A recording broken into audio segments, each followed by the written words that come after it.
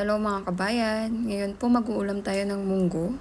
So naglaga na kami ng munggo at nilaga na rin namin yung baboy.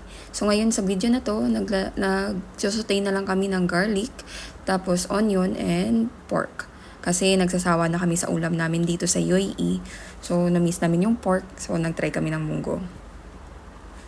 Dito po meron kaming talong, kalabasa, at yung malabor or alugbati yung tawag sa amin sa Iloilo.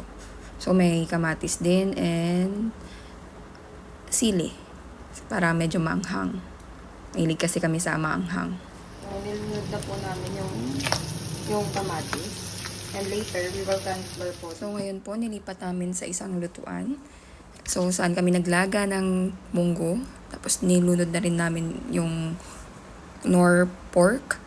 Pwede din beef. Magic sarap, konting salt and pepper. So, pinakuluan lang namin. And after pinakuluan ng ilang minuto or 15 minutes, let's say, naglunod na rin kami ng kalabasa. And maya-maya, ilulunod na rin namin yung talong. And after 5 minutes po. After 5 minutes, para medyo lumambot din yung kalabasa. Then, heto na po. Kumulo na po siya. And nalunod na rin po namin yung talong. Then yung ending is yung malabor, ginisa po muna namin bago ilunod sa munggo para medyo malasa yung malabor sa munggo po. Then nilunod na rin namin yung silip para medyo maanghang. Mga 5 pieces po siya.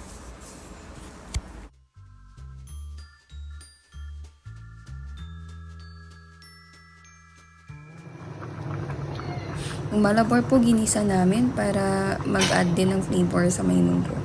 So maghintay lang tayo ng few minutes. And heto na po, naluto na po yung munggo. Ito po yung munggo na kinikrave namin. Dahil yung baboy, sobrang layo lang binibilhan. And minsan lang kami po makakain dito sa UAE. Ito na po yung end results. And thank you for watching.